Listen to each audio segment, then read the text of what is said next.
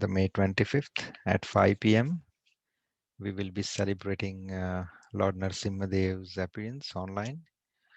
So this is the brochure for this. We're gonna have Abhishek, Katha.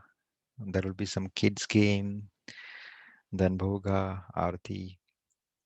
We're gonna recite a very special prayer for the protection of all the devotees, which is called Narasimha prayer as well as Narasimha Kavacham. I would recommend or request each and everyone to be a part of this. It's very powerful. It says that in this Kali Yuga, as well as in this material world, the protection incarnation of Lord is Narasimhadev.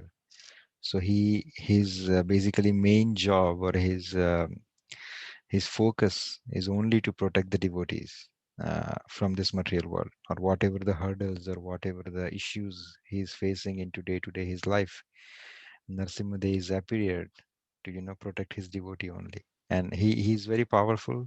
He listens very quick. Many of the incidents, even today's date, it happens in this world where they have seen Narasimhadev or Narasimhadev came into different kind of situation to protect the devotees. So please join us on May 25th at 5 p.m. I'm going to share the Zoom link as well. Even though if I missed it by any chance, I have kept the Zoom ID and passcode. So we'll request everyone. It's 5 p.m. EST, Eastern Standard Time, if you can join. So by saying this, we'll start our today's session.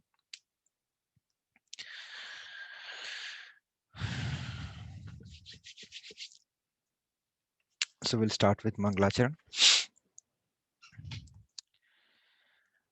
ॐ अज्ञानतिमिरान्धस्य ज्ञानाञ्जनशलाखाय चक्षुरं मिलितं येन तस्मै श्रीगुरुवे नमः।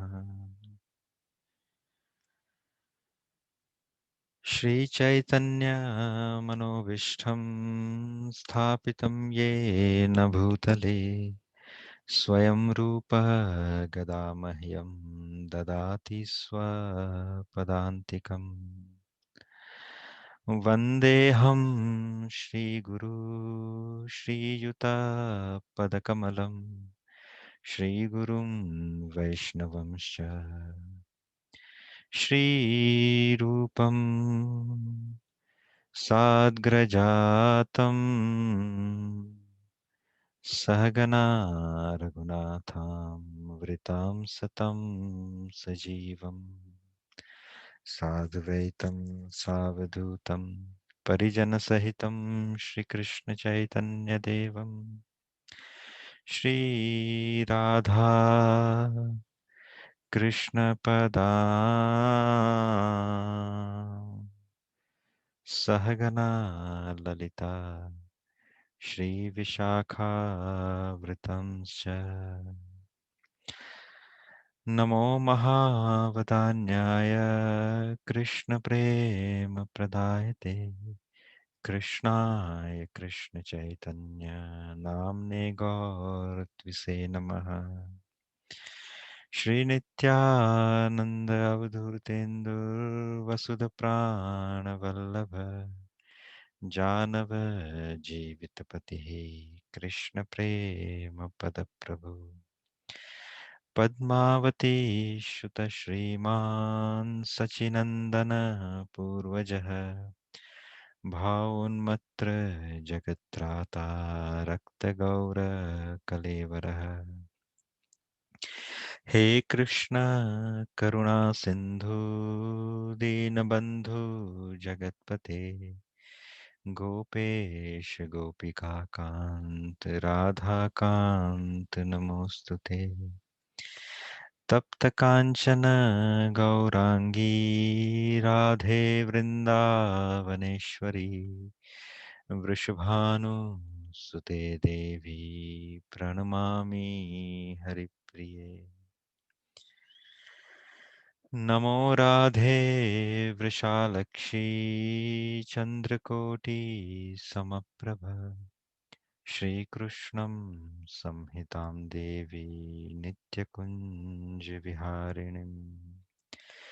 राधे मेरी स्वामिनी मैं राधे को दास जन्म जन्म मोह दीजियो श्री वृंदावन वास सब द्वारन को छोड़ के आए तेरे द्वार ओ वृषभानु की लाडली नख मेरी ओर निहार नमो ब्रह्मण्य देवाय गौ ब्रह्मण्य हिताय च जगत हिताय कृष्णाय गोविन्दाय नमो नमः वाञ्छाकल्पतरुभयश्च कृपा सिन्धुभ्य एव च पतितानां पावनेभ्यो वैष्णवेभ्यो नमो नमः जय श्री कृष्ण चैतन्य प्रभु नित्यानंद श्री अद्वैत गदाधर श्रीवासादि गौर भक्त वृंद हरे Krishna Krishna Krishna Hare Hare Hare Ram Ram Ram Hare Hare Hare Krishna, everyone. So we'll start our today's session. So today we are starting from 62. So slok number 62, chapter number 2. So we're gonna cover 62 and 63.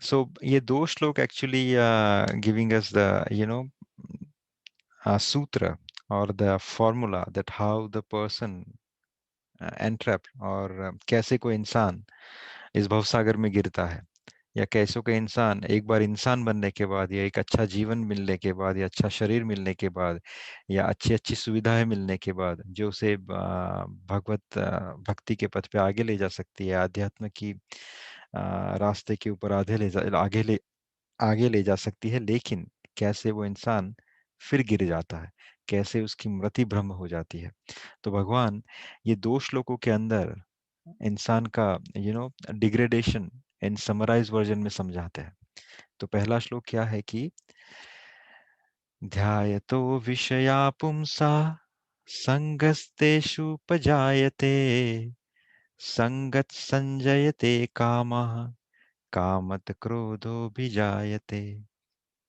और दूसरा श्लोक क्या है कि क्रोधाद् भवति सम्मोह सम्मोहत स्मृति विभ्रमा स्मृतिभ्रम श्रुतिभ्रंशात् बुद्धिनाशो बुद्धिनाशत प्रणश्यति तो पहला श्लोक कहता है कि इंद्रिय विषयों का चिंतन करते हुए मनुष्य की उनमें आसक्ति उत्पन्न हो जाती है और ऐसी आसक्ति से काम उत्पन्न होता है और फिर काम से क्रोध प्रकट होता है तो सिंपल सा एग्जाम्पल है आगे प्रभुपाद समझाते लेकिन हम अगर इन शॉर्ट समझे कि इंसान कैसे किसी चीज के प्रति अपना अटैचमेंट डेवलप करता है सो किसी विषय का चिंतन करते हैं आप चाहे आपको कोई घर चाहिए कोई आपको बहुत बड़ा मेंशन खरीदना है तो आप एग्जाम्पल लीजिए कि आप उस मेंशन को देखते हैं उसके पिक्चर देखते हैं देखते हैं कि उसमें क्या क्या फैसिलिटीज है और धीरे धीरे धीरे धीरे आप उस विषय से उस सब्जेक्ट से आप धीरे धीरे उतने अटैच होना शुरू हो जाते हैं कि धीरे धीरे आपके अंदर उसको भोगने के लिए कामना उत्पन्न शुरू हो जाती है कि आप हर दिन उसे देखते हैं आप बार बार देखते हैं कि अच्छा मेरा घर ऐसा होना चाहिए ऐसा ही होना चाहिए अटैच डिटेच हाउस होना चाहिए इसके अंदर ऐसा फैसिलिटीज होनी चाहिए तो धीरे धीरे धीरे धीरे आपको उसे भोगने की कामना और वासना उत्पन्न हो जाती है और फिर अगर किसी कारणों के वश अगर वो पूरी नहीं होती या किसी कारणों के वश आपको कठिनाई होती है उसे भोगने के लिए उसको पाने के लिए तो आपके अंदर क्रोध प्रकट होता है आप बहुत ज्यादा चिढ़ने लगते हैं, आप बहुत ज्यादा क्रोधित होते हैं कि अरे मुझे, I was deserving this, I had done so many good work, I have put my full energy, I have put my day and night, मैं इतनी 12 बजे तक मैंने काम किया, मैंने अपना जीवन इसके प्रति लगा दिया, लेकिन फिर भी मुझे ये मिला नहीं, तो आप क्रोधित होना शुरू हो जाते हैं। और आगे के श्लोक में प्रभु कहते हैं कि फिर जैसे ही आपके अंदर क्रोध बढ़ना शुरू होता है उस काम की तृप्ति ना होने के कारण, तो उससे आपकी फिर जो स्मरण शक्ति है उसका विभ्रम हो जाता है।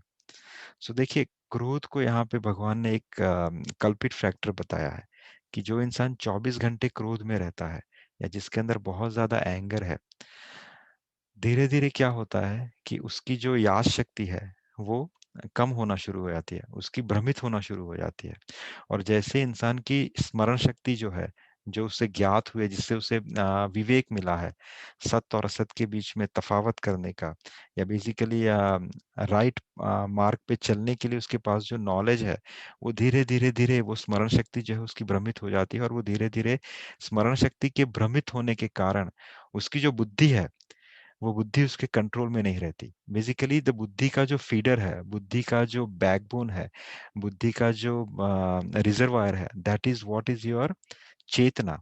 और चेतना और बुद्धि के बीच का जो कम्युनिकेशन है, how it is happen, that bridge is basically your स्मरण शक्ति। क्योंकि चेतना है आपके पास मति है, आपके पास चित्त है, आपके पास जो भी इंफॉर्मेशन है, that is going to your knowledge transfer, that is through the स्मरण शक्ति। अगर आपकी स्मरण शक्ति का ब्रिज अगर कट हो जाएगा, तो आपके पास चेतना कितनी भी पावरफुल हो, वो बुद्धि से कम्युनिकेट नहीं कर पाती है। और बुद्धि का उपयोग क्या है, जैसे हमने पहले समझा कि बुद्धि जो है वो आपके मन को नियंत्रण करती है, मन को इंस्ट्रक्शन प्रदान करती है। It is like you are sending command. In engineering word विशेष we are sending the command, और कमांड के हिसाब से इट फंक्शंस। सो जो बुद्धि है वो मन को कमांड भेजती है, और मन जो है वो बेसिकली इंद्रिय को कंट्रोल में करता है, based on the command from the बुद्धि। एंड बुद्धि थ्रू द स्मरण शक्ति कम्युनिकेट टू द चित्त। और चित्त और ये पूरा जो सेटअप है, that is like a chariot, और जिसके अंदर आत्मा बैठी हुई है। तो जैसे ही क्रोध के कारण स्मरण शक्ति का विभ्रम होता है, that means the communication between your चित्त, योर मति एंड द बुद्धि इज गोना डिस्कनेक्टेड। और फिर बुद्धि क्या है, is nothing like a dead CPU, जिसके अंदर ऑपरेटिंग सिस्टम नहीं है, जिसके अंदर आईओएस नहीं है। तो फिर वो बुद्धि जो है मन को नियंत्रण करने में नाकामयाब होती है, निष्फल होती है। और फिर since the मन is not getting an instruction from the buddhi, is not able to control the senses, and when the senses is not going to be controlled, what is going to happen, आपके जो चारों रथ है, आपके जो पांचों रथ है, जो आपकी पांचों इंद्रिया है, वो हर एक कोई जहां जिसको मन कर रहा है उस तरफ भागेगा। इन the sense you gonna destroy your entire chariot, जिसके ऊपर बैठ के आप आपके जन्म से और मृत्यु के जो इस चक्र से उससे बाहर निकलने की जो आपके पास जो क्षमता थी, जो आपके पास एक व्हीकल था, वो vehicle is going to be fall down, और फिर इसकी कोई मरम्मत नहीं हो सकती। तो इसीलिए भगवान कहते हैं कि इंद्रिय विषयों का चिंतन करते हुए मनुष्य अपनी आसक्ति उत्पन्न हो जाती है उसके अंदर, और उस आसक्ति के कारण काम उत्पन्न होता है। फिर काम जब सेटिस्फाई नहीं होता, तो फिर क्रोध प्रकट होता है, और क्रोध के कारण आपकी स्मरण शक्ति का विभ्रम होता है। और जब स्मरण शक्ति का विभ्रम हो जाता है, तो बुद्धि नष्ट हो जाती है, और बुद्धि नष्ट होने पर मनुष्य विषय सुख में इतना डूब जाता है कि फिर उसका जो पतन है वो 100% निश्चित है। और फिर पतन होने के कारण वो वापस से इस भवसागर के साइकिल में डूब जाता है। And that is how the cycle come. So देखिए, मैंने 4 डॉट्स बनाए हैं। द फर्स्ट इज भ्रम। तो भ्रम क्या है कि हम समझते हैं कि ये चीज को भोगने से, या ये चीज ये विषय को भोगने से, या इस विषय को अपने पास लाने से, जैसे मैंने एक बहुत बड़े घर का एग्जांपल दिया था, बहुत बड़ी गाड़ी का एग्जांपल ले लो, तो क्या होता है, ये भ्रम प्रकट होता है कि इस विषय को भोगने से मुझे सुख की प्राप्ति होगी। तो ये पहला हुआ भ्रम हमारे दिमाग में, क्योंकि आपके पास ज्ञान नहीं है, आपके पास साधु सत्संग का अगर एसोसिएशन नहीं है, तो आपके पास ये भ्रम उत्पन्न होना बहुत आसान है। तो जैसे ही भ्रम प्रकट हुआ, आप भूल करने की तरफ आगे बढ़ते हैं। भूल अर्थात उसे भोगने के लिए आप अपनी पूरी एनर्जी लगा देते हैं। तो जैसे ही भूल आपने की, भूल का रियलाइजेशन आपको होगा ही, चाहे कितना भी पापी इंसान हो, वो कितने भी पाप कर ले, लेकिन उसकी अंतरात्मा उसे कहती है कि ये भूल तुमने कर ली है मित्र। और जैसे ही भूल का आपको अनुभव होता है, आपके अंदर भय प्रकट होता है। बहुत सारे इंसान मरने के समय पे बहुत सारे अच्छे-अच्छे कार्य करने की कोशिश करते हैं, क्योंकि उन्हें समझ में आता है कि मैंने जीवन में ये भूल की। तो उस भय के कारण ही सही, वो थोड़ा ना थोड़ा एटोनमेंट अर्थात प्रायश्चित करने की कोशिश करते हैं। लेकिन वो भय इतना पर्याप्त नहीं होता कि वो उससे बाहर निकल के अच्छे कार्य करे। यानी वो कुछ ना कुछ भय के कारण कुछ ना कुछ अच्छे कार्य करेगा, लेकिन उतने पर्याप्त नहीं करेगा जिससे वो भव से बाहर निकल सके। देखिए 2 चीज़ें होती हैं। कुछ लोग आपने बहुत बार किसी को कहा होगा अपने स्नेहीजनों को कि भैया अच्छे कार्य कर, भगवत भक्ति कर, भगवान की सेवा कर, इस मार्ग पे चल। लेकिन आपको लगता होगा कि मैं इतनी सारी चीज़ें उसे बतलाता हूँ, इतनी सारी चीज़ें कहता हूँ, इतने सारे एनवायरनमेंट अच्छे-अच्छे उसके आस-पास क्रिएट करता हूँ, then also the person is not going to get advancement. The reason is the reason is lack of urgency and lack of conviction.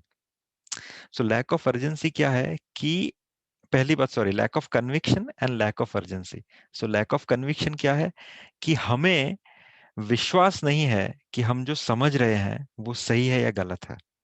जैसे वन पर्व में आता है युधिष्ठिर महाराज की कथा, महाभारत के अंदर वन पर्व में, जब युधिष्ठिर महाराज और उसके चारों भाइयों को वनवास मिला रहता है, अज्ञातवास, उस समय जब प्यास लगती है, तब चारों भाई बारी-बारी से किसी तालाब के ऊपर जाते हैं, ये आपने कथा सुनी होगी। और उस तालाब के ऊपर, उस तालाब का जो स्वामी है, वो बेसिकली और कोई नहीं, यक्ष होते हैं। तो यक्ष प्रकट होते हैं और कहते हैं कि आप इस तालाब का पानी तभी ग्रहण कर सकते हैं, जब आप मेरे 5 सवाल का जवाब दो। तो जितने भी चारों भाई गए, उन्होंने बोला कि मेरे को पानी पहले ग्रहण करने दो, मैं तेरा नाश अभी कर देता हूँ, मैं इतना बलशाली हूँ, ये हूँ, वो हूँ। तो वो चारों भाई जो है वो मृत्यु को प्राप्त होते हैं। फिर अंत में युधिष्ठिर महाराज जब उस तालाब के ऊपर जाते हैं, तब वहां पे वो यक्ष प्रकट होते हैं और वो यक्ष कहते हैं कि मैंने आपके चारों भाइयों से कहा कि मेरे सवाल का जवाब दिए बिना अगर आप पानी का ग्रहण करेंगे तो आपकी मृत्यु होगी, लेकिन अपने बल के अभिमान में चूर होकर उन्होंने मेरी बात नहीं सुनी। सो युधिष्ठिर महाराज ने हाथ जोड़ के कहा कि प्रभु, मैं आपके समक्ष उपस्थित हूँ, आप अपने पांचों सवाल पूछिए, मैं कोशिश करूंगा कि उसके सही सही आंसर दे पाऊं। तो उन पांचों सवाल में हम नहीं जाते, लेकिन उसका जो एक बहुत सही सवाल जो इससे कनेक्टेड है, तो वहां पे यक्ष पूछते हैं कि एक्चुअली वो यक्ष नहीं रहते, then after he reveal himself that he is a Dharmraj himself. But वो यक्ष के जो स्वरूप में धर्मराज है, वो युधिष्ठिर महाराज से पूछते हैं कि इस संसार में सबसे बड़ा मजाक क्या है, अर्थ इन द सेंस कि द बिगेस्ट मिस्टेक और the biggest ignorance of the human being और of the soul is what is that, वो क्या है। तो युधिष्ठिर महाराज बहुत अच्छे से उनको आंसर देते हैं कि इस संसार में सबसे बड़ा भ्रम यही है इंसान को, कि उनको लगता है कि हाँ, सबसे बड़ा सत्य क्या है और सबसे बड़ा भ्रम क्या है। तो युधिष्ठिर महाराज कहते हैं कि सबसे बड़ा सत्य यह है कि मृत्यु है। मृत्यु is the biggest truth of this planet. मृत्यु, हर एक की मृत्यु निश्चित है। तो मृत्यु सबसे बड़ा सत्य है। और सबसे बड़ा भ्रम कौन सा है? तो कहते हैं कि हर इंसान को लगता है कि उसके लिए सत्य कुछ और होगा, अर्थात वो ऐसे जीता है कि जैसे उसकी मृत्यु तो आने ही नहीं वाली है। हाँ, उसकी आई, अरे देखो वहां पे कितने सारे लोग मर गए, अरे वहां पे पैंडेमिक के कारण, कोविड के कारण कितने 9,000 लोग दिल्ली में मृत्यु हो रहे हैं। तो उसको वो रियलाइज हो रहा है कि आसपास के लोग मर रहे हैं, लेकिन उसको फिर भी अंदर से कहीं ना कहीं ये भ्रम रहता है कि हाँ, मेरे लिए शायद कुछ और होगा। इसीलिए, क्योंकि कन्विक्शन नहीं है। तो कन्विक्शन नहीं होने के कारण, नॉलेज के ऊपर कन्विक्शन नहीं होने के कारण, वो इंसान उसे ग्रहण नहीं कर पाता। और दूसरी बात क्या है? Lack of urgency. Lack of urgency is what? अगर कभी कन्विक्शन हो भी जाए, अगर आत्मज्ञान हो भी जाए कि सबको, सबकी मृत्यु हो रही है, तो मेरी भी मृत्यु निश्चित है, आज नहीं तो कल मैं मृत्यु को प्राप्त होने वाला हूं, लेकिन अर्जेंसी नहीं है। अर्जेंसी, मैं आज उसके ऊपर एक्ट करना नहीं शुरू करूंगा। हाँ, देखेंगे, चलो आपने माला बोली है ना, कुछ सेवा बोली है, चलो करेंगे, कल से शुरू करते हैं। या फिर अभी नहीं, हाँ करते हैं, आप सही कह रहे हो, आप जो भी चीजें बता रहे हो वो सही बता रहे हो, हाँ चलो देखते हैं करते हैं, लैक ऑफ अर्जेंसी नहीं है। तो भय तो हो गया, कभी कभी कन्विक्शन भी हो गया, लेकिन भय इतना पर्याप्त नहीं है कि आपको अर्जेंसी की तरफ आगे ले जाए। तो we don't act on that as immediate as possible. और फिर क्या होता है, इंसान इसके कारण, समय तो अभी निकल ही रहा है, जिस दिन हमारा जन्म तैयार होता है, जिस दिन हम माँ के पेट से बाहर आते हैं, जिस दिन हमारा जन्म होता है, उसी दिन हमारा मृत्यु जो है वो निश्चित हो चुका होता है। तो समय तो मूव हो रहा है। सो क्या होता है, हम अपना टाइम वेस्ट करते हैं, एट द एंड डेथ कब आ जाए पता नहीं। आज तो 15 साल के ही बच्चे मर रहे हैं, 35 साल के भी मर रहे हैं, 70 years के भी मर रहे हैं। तो any time the person can die, and that since he has didn't utilise his time properly, ये साइकिल की वजह से वो इंसान भवकूप के अंदर वापस से गिर जाता है। और इसीलिए वो जन्म आफ्टर जन्म, birth after birth, he is gonna keep in this material world. और जन्म मृत्यु जरा और व्याधि के इस चक्कर से वो कभी नहीं निकल सकता। His suffering is not going to stop. So that's what this entire explanation is about. Now let's see what Prabhupada says. So यहाँ पे ये जो है मैंने situation समझाई, what it says and how the people trap into this जन्म after जन्म, means इस भवबंधन के चक्र से मुक्त क्यों नहीं हो पा रहे। लेकिन प्रभुपाद जो है इस पर्पट के अंदर क्या समझाते हैं, how to be safe, how you can be save yourself from the trap, how you can come out of it. That is what the next slide is, where Prabhupada is going to explain about it. So अगर कोई चाहे तो कोई read कर सकता है।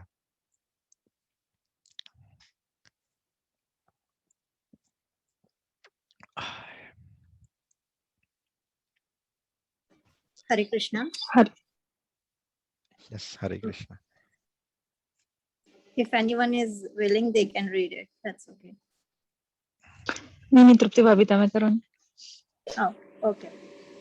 The senses require real engagement, and if they are not engaged in the transcendental loving service of the Lord, they will certainly seek engagement in the service of materialism. In the material world, everyone, including demigod in the heavenly planet, is subjected to the influence of sense objects. And the only method to get out of this puzzle of material existence is to become Krishna conscious devotee. Perfect. Should I continue? नहीं, then you continue. Let me explain this. Haridas Thakur and Yamunacharya. So यहाँ पे प्रभुपाद क्या कह रहे हैं कि देखिए, it's a very practical thing. अगर मैं कहूँ कि मैं, जैसे पहले भी हमने डिस्कस किया कि अगर मैं अपनी सेंसेस को इंट्रोवर्ट कर लेता हूँ, I won't act, but is not possible. Acting, act has to be done, यानी वो सनातन सत्य है। You can not sit idle without doing anything. So sense has to be engaged. But what Prabhupada says that it is not possible to seize the senses. आप senses को detangle नहीं कर सकते, आप उसको withdraw नहीं कर सकते. Rather than what you can do is you can transform. What you can do is you can engage into the better way. So Prabhupada says that instead of seizing the senses, you transform the senses or utilize the senses into the betterment of the service of the Lord. क्योंकि इन्होंने comparison किसके साथ किया, demigods के साथ। Demigods इन heavenly planet, जिसकी हम बहुत बार पूजा करते हैं। सो ये जो देवता हैं जो स्वर्गलोक में रहते हैं, उनके साथ भी प्रॉब्लम क्या है, उनकी सेंसेस अपने से ज्यादा प्रबल है। उनके पास मटेरियल सेंस ग्रेटिफिकेशन के सोर्सेज बहुत ज्यादा है, उनके पास खुद की कैपेसिटी बहुत ज्यादा है उस सेंसेस को एंजॉय करने की। The reason for that is to fall down for the demigod is more easier than the person who is in this भूमंडल, अर्थात इस धरातल के ऊपर। क्योंकि डेमिगॉड्स भी हेवनली प्लैनेट में रहते हुए भी senses of the influence sense is very common. जैसे आप देख सकते हैं, हमने लास्ट टाइम एग्जांपल दिया था देवराज इंद्र का, उनके पास क्या नहीं है, he has so many facilities. वो चाहे तो किसी भी साधु महात्मा का संग कर सकते हैं, कहीं भी जाके कथा वार्ता सुन सकते हैं।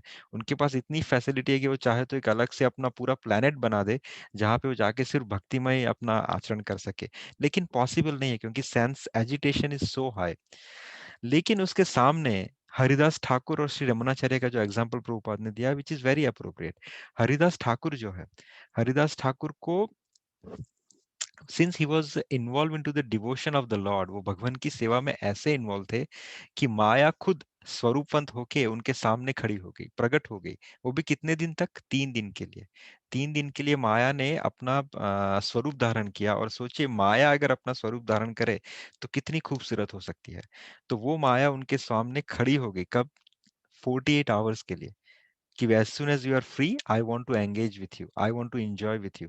और हरिदास ठाकुर ने क्या कहा?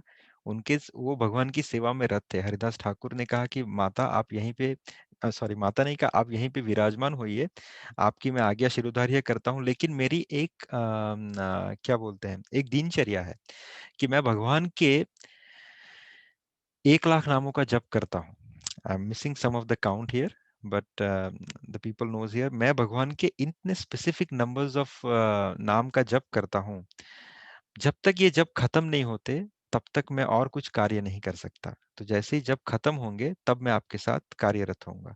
तो ये जो वेश्या थी, ये जो नगर वधु थी, जो माया का ही स्वरूप थी, वो वहीं पे बैठी रही। और बैठे बैठे उसने क्या किया? जो हरिदास ठाकुर भगवान का नाम उच्चारण कर रहे थे, वो नाम को सिर्फ सुना।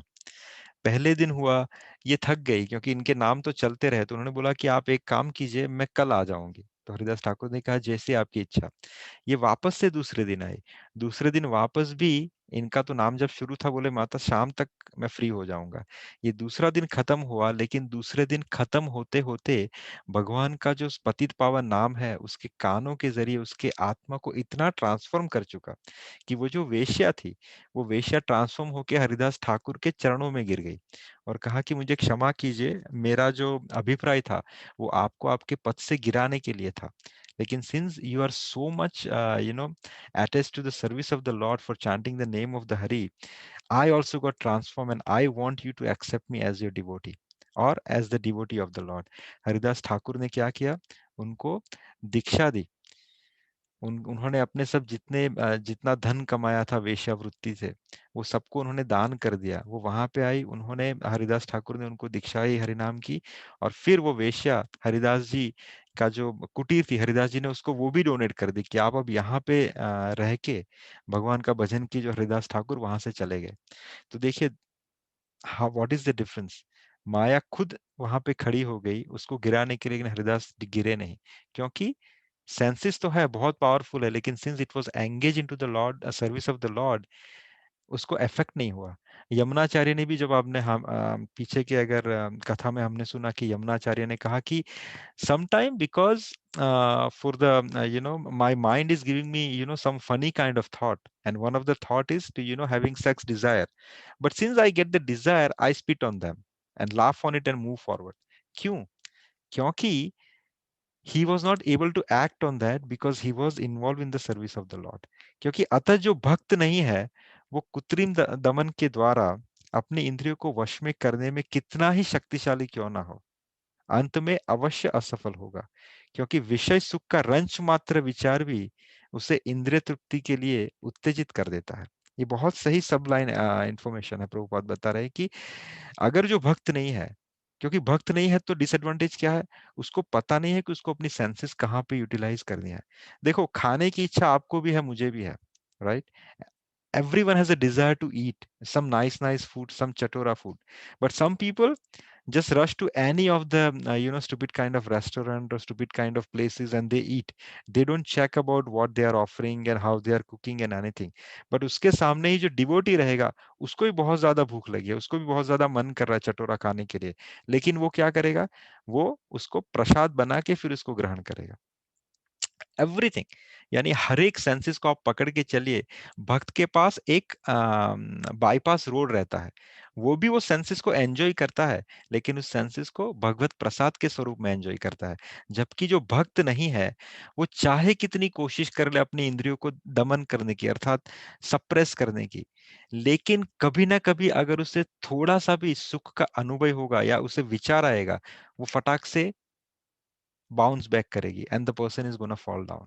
सो एक्चुअल रिनाउंसिएशन कैसे हो? इंद्रिय को सप्रेस करके आप रिनाउंसिएशन नहीं कर सकते, but how you do the actual renunciation? Tripti you can read forward.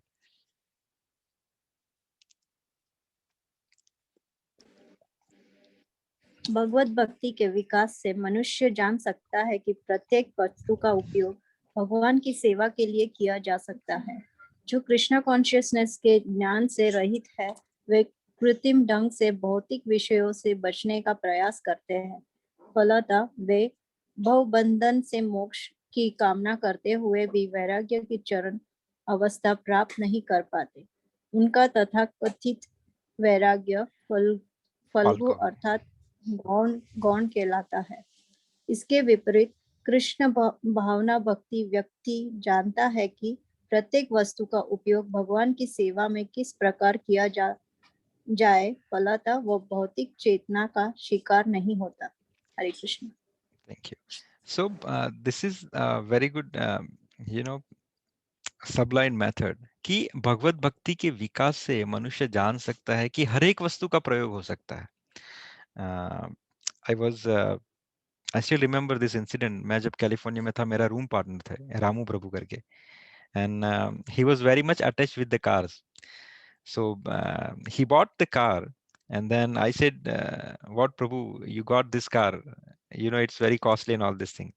He says, "Yes, Prabhu. I was not able to control it because I have a desire to drive this car. But then I realized, कि let me have the car, and every weekend I am going to utilize for the temple service." So धीरे धीरे उसको Dzire तो हुआ, क्योंकि वो he was very in a younger age. वो कोई बहुत मैच्योर नहीं थे, but he started the path on the devotion. तो उसको रियलाइज हो रहा था कि उसको अटैचमेंट है इस चीज से. उसने इसको खरीदा, लेकिन इसको यूटिलाइज कहाँ किया? उसने यूटिलाइज किया उसको भगवत सेवा के अंदर. वो गाड़ी को भी एक मंदिर बना के वो चलते थे. तो भगवत भक्ति के विकास में मनुष्य जान सकता है कि प्रत्येक वस्तु का उपयोग भगवान की सेवा के लिए किया जा सकता है. जैसे प्रभुपाद जुहू में एक लेक्चर दे रहे थे, तब Prabhupada give this specific example. उन्होंने कहा कि everything can be utilized into the service of the Lord.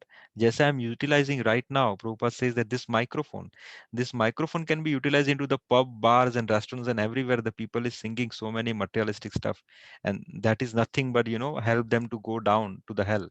But this microphone I'm utilizing for the service of the Lord, so everyone can hear the katha and get advancement, right?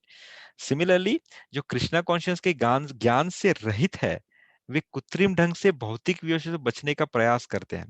जैसे हमने पहले देखा कि 8 प्रकार के जो साधन है, यम, नियम, आसन, प्रत्याहार और एटसेट्रा एटसेट्रा एंड समाधि.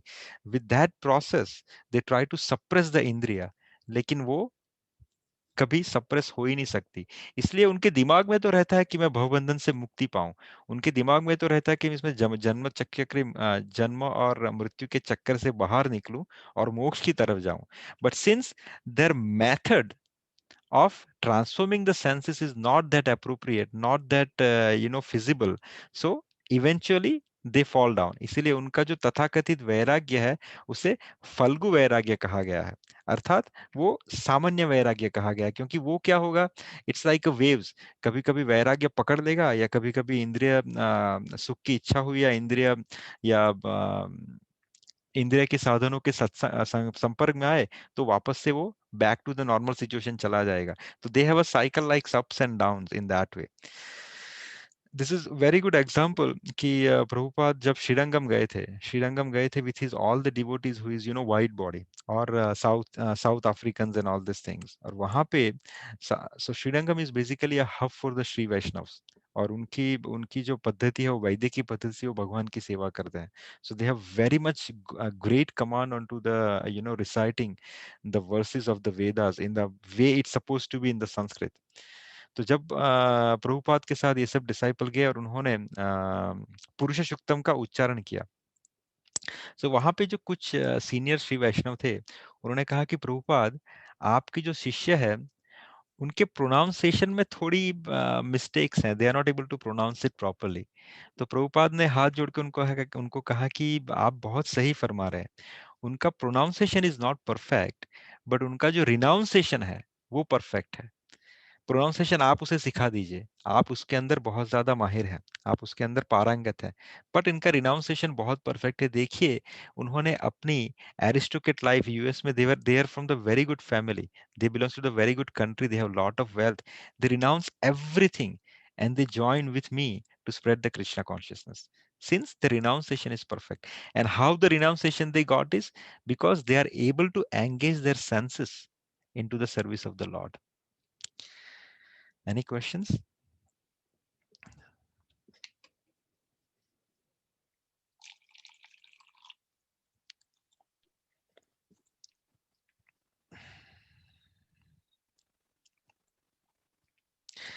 Very good. सॉरी, आई add little bit more. तो जैसे सेंसेस की बात की, एंगर की बात की हमने. So today is Ekadashi actually. Last time also I have mention कि the clash between Durvasa Rishi and Ambarish Maharaj. So ये आज के दिन ही हुआ था, एकादशी के दिन ही हुआ था ये clash. Means sorry, tomorrow morning. Because आज के दिन अम्बरीश महाराज ने निर्जला एकादशी की थी, और जब अगले दिन सुबह he was trying to break his fast, उससे पहले दुर्वासा ऋषि उनके घर पे आए और कहा कि आई वॉन्ट टू डू पारायण विथ यू. सो पारायण का समय हो चुका था, सूर्य उदय हो चुका था, और you have to break the fast of Ekadashi into the specific period of the time. वो जरूरी है, it's a part of the पारायण. तो दुर्वासा ऋषि वहां पे चले गए स्नान के लिए, और वो वापस आए ही नहीं, बहुत देर हो गई. तो उन्होंने फिर अम्बरीश महाराज ने क्या किया कि उन्होंने थोड़ा सा जल पी लिया. क्योंकि जल, अगर देखिए, फास्टिंग की विधि ऐसी है कि आप अगर निर्जला कर रहे हो, तो अगर आपने जल पिया तो आपका फास्ट टूटा. अगर आप फ्रूट वाली कर रहे हो, अगर आप फ्रूट वाली एकादशी कर रहे हो, तो अगर आपने थोड़ा सा अन्न का दाना ग्रहण किया, तो आपका फास्ट टूटा. तो जल थोड़ा ट्रिकी है, जल में आप टूटने और ना टूटने के बीच में है वो. तो उन्होंने उसको पकड़ा कि मेरा पारायण भी हो जाए और मैं अन्न ग्रहण भी ना करूं जब तक मुनि वापस ना आ जाए. लेकिन ये देख के दुर्वासा ऋषि को बहुत ज्यादा गुस्सा आ गया. अब गुस्सा क्यों आया? क्योंकि ये पहली बात तो I want to correct the Durvasa मुनि ने इनकी ये लीला थी actually, to glorify Ambarish Maharaj devotion, glorify Amrish Maharaj, Ekadashi निष्ठा एंड एवरीथिंग. सो दुर्वासा ऋषि गुस्सा हो गए, अम्बरीश महाराज गुस्सा नहीं हुए. The reason is, as I explain before, कि दोनों के उसमें डिवोशन का अंतर था. So this is what happened today's date. So I just want to tell you this incident कि ये आज के दिन ही हुआ था, और कल सुबह इनके बीच में जो क्लैश है वो हुआ था. So it's very powerful Ekadashi जो आज की एकादशी है. मैंने अपने स्टेटस पे एक वीडियो भी शेयर किया है गुरु महाराज का, जहाँ पे वो आज की एकादशी का महत्व बतलाते हैं. And actually this combination of the nakshatra and the time and everything, it is rarest of the rare. It is same as that time when the clash of Durvasa Rishi and Amrish Maharaj happened. It is similar of the same time. So this comes in a thousands of years, this kind of combination which we got today. So अगर आप में से कोई एकादशी नहीं कर रहे हैं, तो प्लीज आज की एकादशी कर लीजिए, क्योंकि हमें पता नहीं कि आगे कितने जन्म हम जिएंगे और कितने जन्म में हमें ये मौका मिलेगा एकादशी करने का. So if you are not doing it, please do it today. If you are doing it, then please do it appropriately, or the way it's supposed to be. Try to do as much as Harinam, try to do as much as Katha Kirtan, try to stay away from foods and everything as much as you can. Thank you. So any questions, or we move to the temple visit? तो एकादशी जैसे आपने कहा प्रभु आज एकादशी, तो उसमें क्या मतलब क्या क्या चीज फॉलो करनी चाहिए? मैंने कभी रखा नहीं एकादशी का कभी fast. Yes, Prabhu. So Ekadashi is basically, let me explain. Ekadashi means 11. So मैं आपको जो रियल मीनिंग है वो बताता हूँ, फिर धीरे धीरे धीरे उसमें कुछ बांध छोड़ की गई है वो भी आपको समझाता हूँ. यानी नहीं, कुछ नहीं करने से कुछ करना बहुत अच्छा है. But I am telling you the basic, the essence behind Ekadashi. Ekadashi means 11. सो हमारी 5 ज्ञान इंद्रिया है और 5 कर्म इंद्रिया है, और the 11th, so that is 10, and the 11th one is the mind. So with this 11 senses, you control those senses. And as we discuss in this today's shloka, that technically you cannot control them, but you engage them. So aaj ke din, the best part is you engage your all 11 senses, starting with your tongue and ending with your mind, into the service of the Lord. अगर आप ये कर लें, तो इससे अच्छी कोई चीज नहीं है. शास्त्र में कहा गया, इससे आगे आप चलो, कि this is the basic thing, that आप अपनी 11 इंद्रियों को वश में करते हुए, 11 इंद्रियों को भगवान की सेवा में समर्पित करते हुए आज के इस दिन का अभ्यास कीजिए. बेसिकली व्हाट इट इज, 11 इंद्रिय. आप अखाद्य पदार्थ खाइए मत, आप एसोसिएशन भक्ति का कीजिए, अर्थात आप भक्तों का एसोसिएशन कीजिए, कथा, कीर्तन, नाम जप। आज के दिन थोड़ा सा भी अगर आप नाम जप कर सके तो बहुत बड़ी बात है। आप आज के दिन कुछ विचित्र kind of serials, web series, ये कचरे काइंड ऑफ न्यूज, टीवी से उस तरीके से आप दूर रहिए कि जिसमें ये सब परोसा जा सकता हो। तो वो आपकी आंखों की शुद्धि होगी। आप ऐसी चीजों का सेवन कीजिए जो भगवत प्रसाद हो। Ideally it says that you should not eat the grains and rice, यानी आप कोई भी अनाज ना खाएं और राइस ना खाएं। उसके पीछे दो रीजन है। पहला रीजन कि अनाज और राइस जो है वो कॉन्शियसनेस को कैरी करता है। सपोज आपने अनाज खाया, अगर किसी पापी इंसान ने उसको छुआ है तो उसकी जो मति है वो आपके चित्त को विकृत कर सकती है। तो इसीलिए, क्योंकि आज का दिन आपकी सेंसेस को कंट्रोल करके या भगवान की सेवा में लगाने के लिए है, आप अनाज का ग्रहण वर्जित है, ताकि आपकी मति जो है वो इधर उधर भागे ना, वो इन्फ्लुएंस में ना आए, and it can be focused properly on to the service of the lord. इसीलिए अनाज और राइस को खाना आज के दिन वर्जित कहा गया है। अगर आपको भूख सताती है, यानी आप पहली बार कर रहे हैं, तो I won't say that you do without eating anything. Ekadashi का सबसे बड़ा महत्व यह है और सबसे बड़ा बेनिफिट यह है कि you can eat as much as you can. Only thing is you don't eat the things which contains again grains and rice. Grains में देखिए, कोई भी प्रकार की दाल आ गई, और राइस तो राइस आपको पता है, फिर उसके अंदर सोया आ गया, कुछ भी, यानी आप अगर कुछ बाहर की चीजें मत खाएं, जैसे बाहर का कोई सॉस है तो उसके अंदर कहीं ना कहीं सोया या बीन्स या वो सब ऐड होगा। तो हो सके तो घर पे बनाया हुआ चीज खाइए, जैसे सावक हो गए, सावक इन द सेंस जिसे हम मोरिया भी कहते हैं। आप सब्जी बना के खाइए, आप पनीर पनीर बटर मसाला, पालक पनीर, आप जो सब्जी आपको अच्छी लगे सब्जी बना के खाइए। बहुत सारी जगह पे एकादशी की आटे भी मिलते हैं जिससे आप एकादशी की रोटी बना सकते हैं, लेकिन हो सके तो उससे भी दूर रहिए। साबूदाना जो है, साबूदाना, उसको आप त्याज दीजिए। साबूदाना किसी भी फास्टिंग में खाने योग्य नहीं है। It can be eaten only if it is made with a proper procedure, but आजकल साबूदाना जो है वो is not able to make it in a proper way. तो 1% भी चीज हमें अपने अंदर क्यों डालनी जिसके बारे में हमें पता नहीं है कि वो कैसे बना है। तो sabudana should be avoided 100%। Again I am saying, तो आप भूख लगी आप खाइए, फल खाइए, आप फ्रूट खाइए, आप जूस पीजिए, आप स्मूदी बना के पी सकते हैं, आप कोई भी सब्जी बनाइए आराम से। हाँ, लेकिन जब तेल का प्रयोग कीजिए तो वेजिटेबल ऑयल मत यूज कीजिए, क्योंकि vegetable oil is nothing but it comes from the soya. तो आप सनफ्लावर ऑयल यूज कर सकते हैं या घी में बना के खा सकते हैं आप। Best thing is you eat in the ghee, no issues in that one. Sunflower हो गया, ये सब हो गया। तो राई नहीं खाजिए, मेथी नहीं खा सकते। सो बेसिकली आप पनीर की सब्जी बनाइए, बेस्ट है। अगर आपको खाना है, आलू की सब्जी बनाइए खाइए, भिंडी की सब्जी बना के खाइए, जो अच्छा लगे, पालक पनीर खाइए, whatever it is, with roti, नहीं तो एज फल मैनी। फ्रूट खाइए। हाँ, फल fruit is the best thing. कुछ ना खाओ तो उससे अच्छा कुछ है ही नहीं, पानी पी के अपना गुजारा कीजिए, बॉडी क्लींस तो हो ही जाएगी आपकी, साथ में आपको इसका बेनिफिट भी मिलेगा। एकादशी का बेनिफिट शास्त्र पद्म पुराण के हिसाब से, सभी शास्त्रों में जितने व्रत बताए गए हैं, जितने तप बताए गए हैं, उस सब में सबसे सर्वोपरि एकादशी है। एकादशी का बेनिफिट, भगवान ने वरदान दिया एकादशी को कि जो मेरी एकादशी करेगा उसे मैं किसी चीज की कमी रहने नहीं दूंगा। तो एकादशी इज वेरी बेनिफिशियल। देखो, महीने में सिर्फ 2 बार आती है Ekadashi.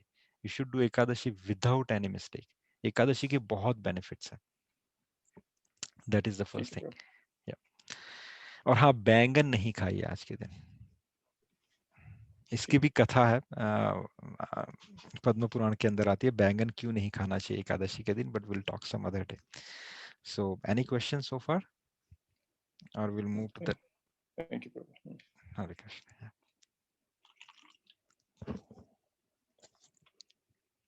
So Pandharpur, everyone is there, right? I cannot hear anyone, neither I can see. Yeah, everyone is here. Okay.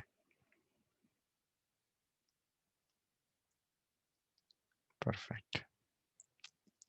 So हम चलते हैं पंढरपुर वापस, जैसे मैंने कहा कि वेट,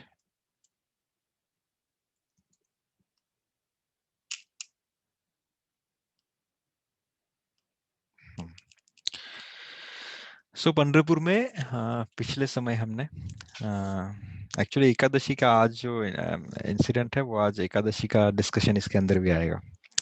तो पंढरपुर में लास्ट समय हमने संत पुंडरीक महाराज की कथा की थी। आज हम कथा करेंगे संत नामदेव और संत जानाबाई। और हाँ, सकूबाई की भी कथा हो गई थी। I hope you were there और you left, I don't know. अगर आप चले गए होंगे लास्ट टाइम तो फिर रिकॉर्डिंग में सुन सकते हैं। बट एनीवे, संत नामदेव और संत जानाबाई। सो संत नामदेव और Sant Janabai actually they were the great devotee of the lord. और उनके बीच में रिश्ता कैसा था? माँ बेटे, पिता और पुत्री का रिश्ता था। जानाबाई के ऊपर मैं बाद में आता हूँ वो कौन थी, but will start with the Namdev.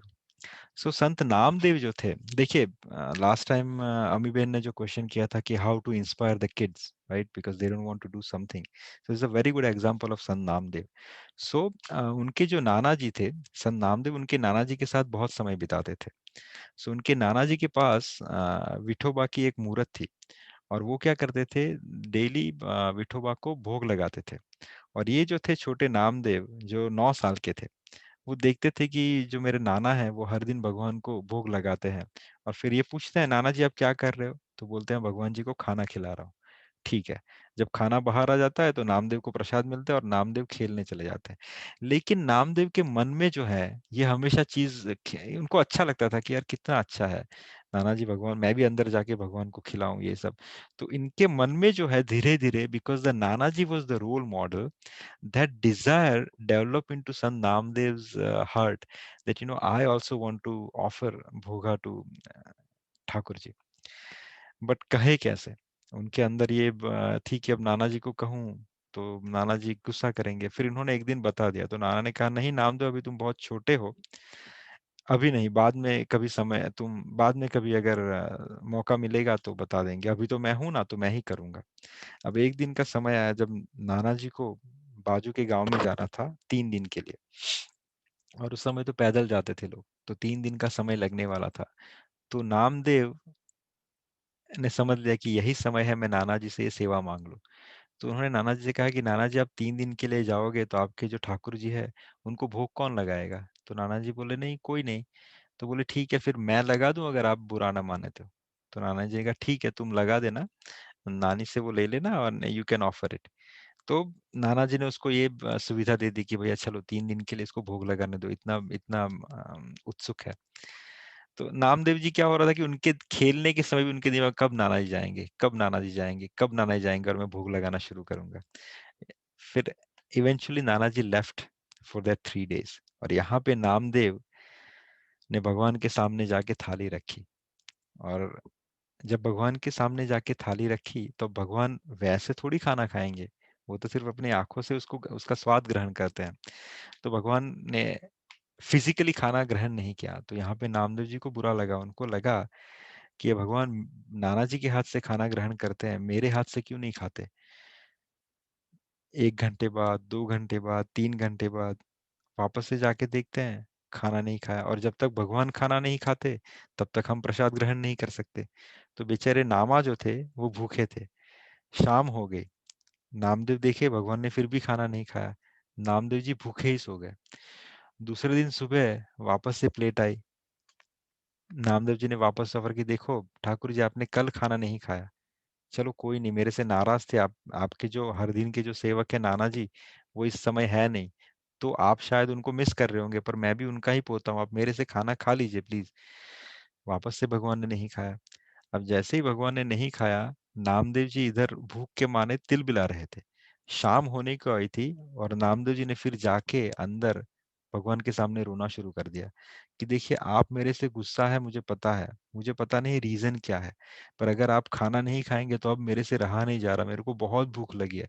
Namdev ji भूख के मारे रोने लग गए नीचे सो के। जैसे ही नामदेव जी का रुदन देखा, भगवान प्रकट हो गए वहां पे। और भगवान ने नामदेव जी को अपने सामने बिठाया, आप उस पिक्चर में देख सकते हो, भगवान ने नामदेव को सामने बिठाया, खुद भी खाया। जैसे ही भगवान ने खाना शुरू किया, नामदेव कहते अरे पूरा सब खा जाओगे, मेरे लिए भी थोड़ा छोड़ दो। तो भगवान ने अपने हाथों से वापस से नामदेव जी को खिलाया। तो ये जो था, भगवान ने दूसरे दिन के बाद भगवान ने नामदेव जी से खाना शुरू कर दिया। तीसरे दिन वापस से प्लेट गई, वापस से भगवान ने पूरा खाना खाया, नामदेव जी ने वापस से खाना खाया। अब उसके जो नाना जी थे, वो जब तीसरे दिन लौटे, उस समय नामदेव जो थे मंदिर से प्रसाद का थाल लेके बाहर आ रहे थे।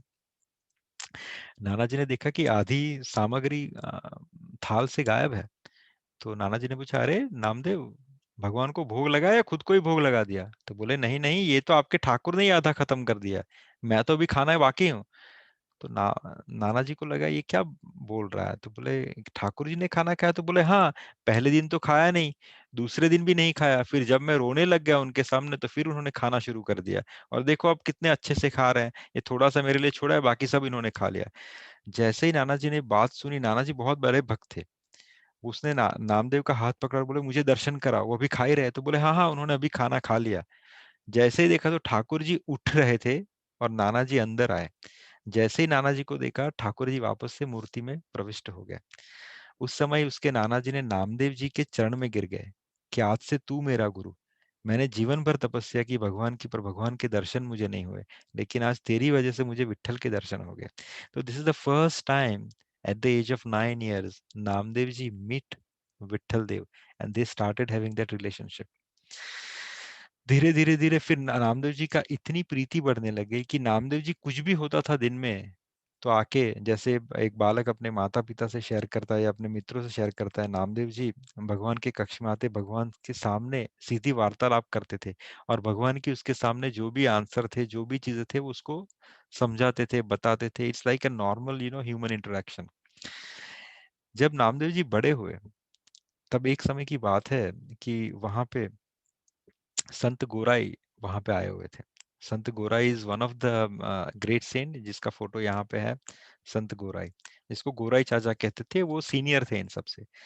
और संत मुक्ताबाई, संत ज्ञानेश्वर, संत निवृत्तिनाथ और संत सोपान देव, ये सब उनके पास बैठे हुए थे।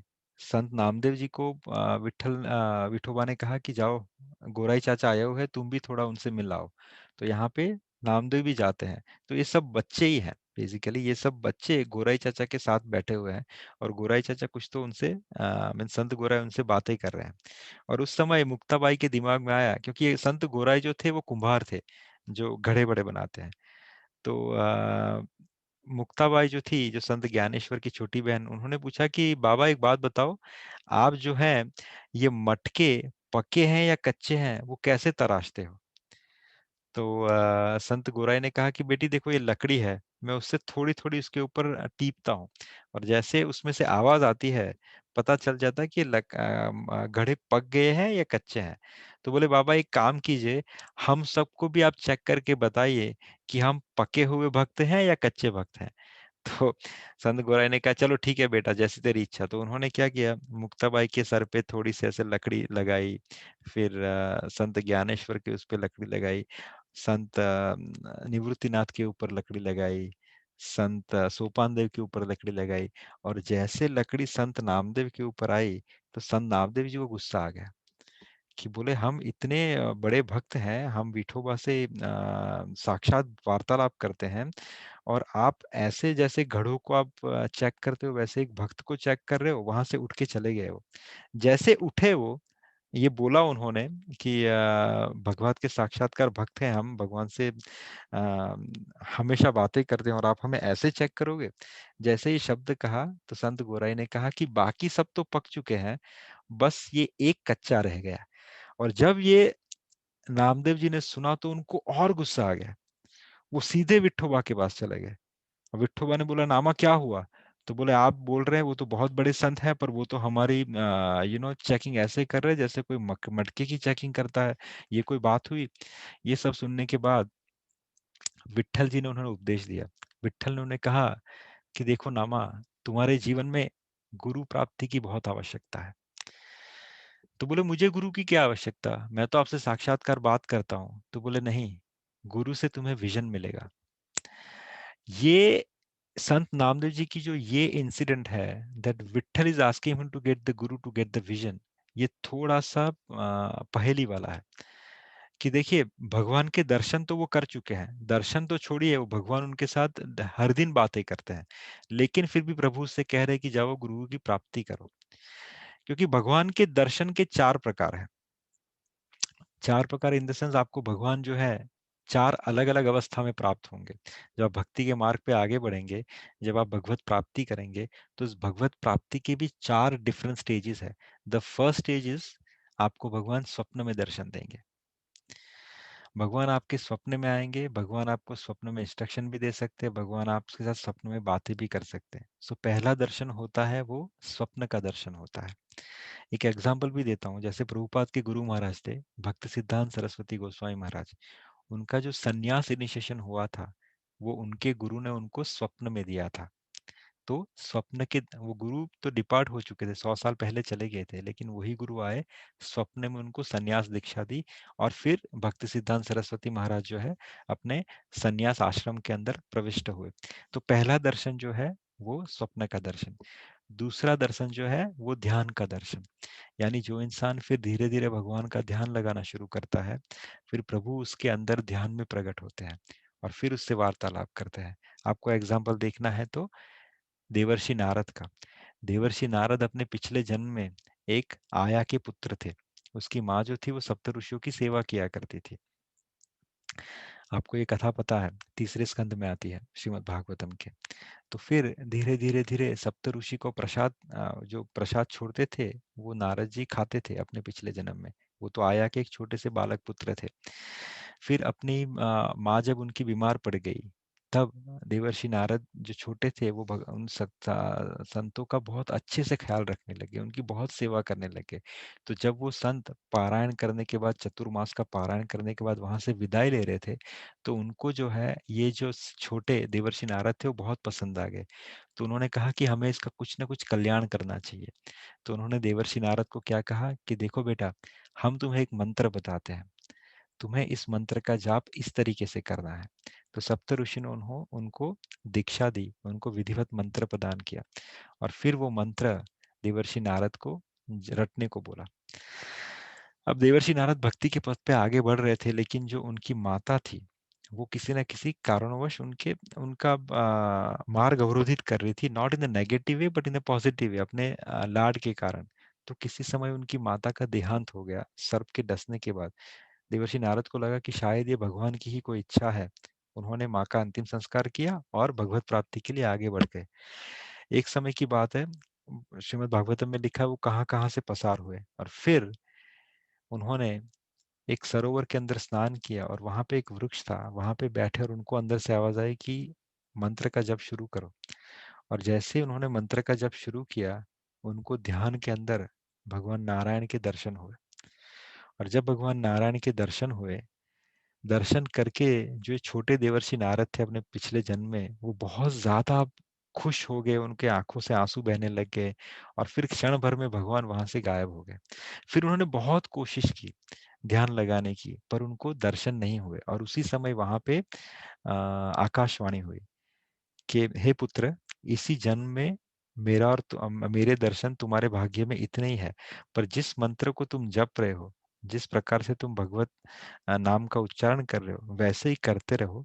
जैसे ही तुम्हारा ये शरीर छूटेगा, मैं तुम्हें अपने पास बुला लूंगा। सो देखिए, दूसरा दर्शन कैसे हुआ, ध्यान के अंदर।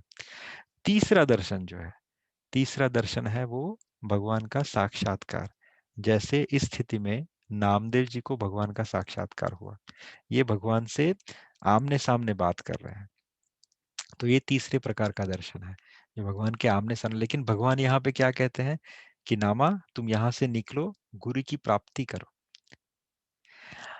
अब इसका मतलब कि इसके ऊपर का भी एक दर्शन है जिसे चौथा प्रकार का दर्शन कहा गया है, जिसका मतलब है कि भगवान को कण कण के अंदर भगवान के दर्शन करना, सृष्टि के हर कण के अंदर भगवान के दर्शन करना, वो है भगवान का चौथे प्रकार का दर्शन। ये सेम एग्जाम्पल अगर आप श्रीमद् भागवतम में जाइए, कपिल महर्षि की कथा, जो उनके पिता थे महर्षि कश्यप। महर्षि कश्यप ने जब 67,000 ईयर्स तक तपस्या की, तो भगवान गरुड़ पे बैठ के उनके पास आए और जब उन्होंने कहा कि मुझे आपके जैसे पुत्र की आवश्यकता है, आप जन्म लीजिए मेरे यहाँ, तो भगवान उनके यहाँ कपिल ऋषि बन के प्रकट हुए। फिर कपिल ऋषि ने किसको आदेश दिया, श्रीमद् भागवत में आप देखते हो कि महर्षि कश्यप को आदेश दिया, उपदेश दिया, और उपदेश के अंदर क्या कहा कि अब आप वन में जाइए, तपस्या कीजिए और मेरे दर्शन प्राप्त कीजिए। अब टेक्निकली देखा जाए तो भगवान के दर्शन तो उनको पहले ही हो चुके थे, जब वो गरुड़ पे बैठ के आए थे, जब उनको वरदान दिया था कि मैं कपिल स्वरूप में तुम्हारे घर पे प्रकट होऊंगा। सो वो था साक्षात्कार। लेकिन चौथा जो भगवान ने उपदेश दिया महर्षि कपिल को कि अब तुम वन में जाओ, मेरी साधना करो, और इसके कृपावश तुम्हें मेरे कण कण में दर्शन प्रदान होंगे। तो ये चौथा दर्शन था। तो यहाँ पे जो विठल नाथ जो है, भगवान विठल जो है, वो नामदेव जी को गुरु प्राप्ति करने का उपदेश दे रहे हैं। क्यों? कि उसे चौथे प्रकार का दर्शन की प्राप्ति प्रभु करवाना चाहते हैं। तो आगे चलते हैं। तो फिर क्या होता है, यहाँ से नामदेव जी शुरू करते हैं अपनी यात्रा, और भगवान कहते हैं पश्चिम में आगे बढ़ो, पश्चिम में तुम्हें तुम्हारे गुरु की प्राप्ति होगी। तो नामदेव जी चलते जाते चलते जाते चलते जाते, 1 या 2 दिन चलने के बाद वो किसी शिवालय के पास पहुंचते हैं, और शिवालय में उन्होंने कहते कि रात हो चुकी है, तो मैं अब शिवालय में ही अपना ये रात्रि का विश्राम करूंगा। वहां पे वो क्या देखते हैं, शिवालय के अंदर एक इंसान सोया हुआ है जिसके पैर भगवान शिव के लिंग के ऊपर है। ये देख के नामदेव जी को बड़ा गुस्सा आता है। वो जाके इनको कहते हैं, अरे बाबा उठो, क्या कर रहे हो, आपने शिवलिंग के ऊपर पैर रखा हुआ है। तो वो बाबा जो है वो कहते हैं कि अच्छा बेटा देखो, मैं तो बहुत बुजुर्ग हूँ, तो एक काम कर, मेरे पैर उठा के ऐसी जगह रख दे जहां पे शिव ना हो। तो नामदेव जी ने जो है उसके पैर रख दिए हटा के साइड पे, और नामदेव जी सोने का प्रयास कर रहे हैं। जैसे ही नामदेव जी सोने का प्रयास कर रहे, क्या देखते हैं कि वहीं पे एक और शिवलिंग प्रकट हो गया है, और उस बाबा के पैर उस शिवलिंग के ऊपर है। ये देख के नामदेव जी थोड़ा और विचलित होते हैं। उन्होंने वापस से बाबा को उठाए बिना उसके पैर जो है वापस से किसी और डायरेक्शन में मूव कर दिए। वापस से नामदेव जी सोने के लिए जाते हैं, देखते हैं वापस से वहां पे एक और शिवलिंग प्रकट हो गया। नामदेव जी को समझ गया कि ये कोई लीला है जो मेरे समझ के बाहर है। उन्होंने उस बाबा को उठाया और कहा कि बाबा मुझे क्षमा कीजिए, आप मुझे बताइए कि आप कौन है। तो बोले, अरे मैं तो वही हूँ जिसको ढूंढने के लिए तुम्हें तुम्हारे विठोबा ने भेजा था। देखो बेटा, संसार का ऐसा एक कण मुझे बता दो कि जहाँ पे भगवान ना हो। हर कण में भगवान है, तू जहीं भी पैर रखेगा वहीं पे भगवान है। वहां पे कण कण में प्रभु विराजते हैं।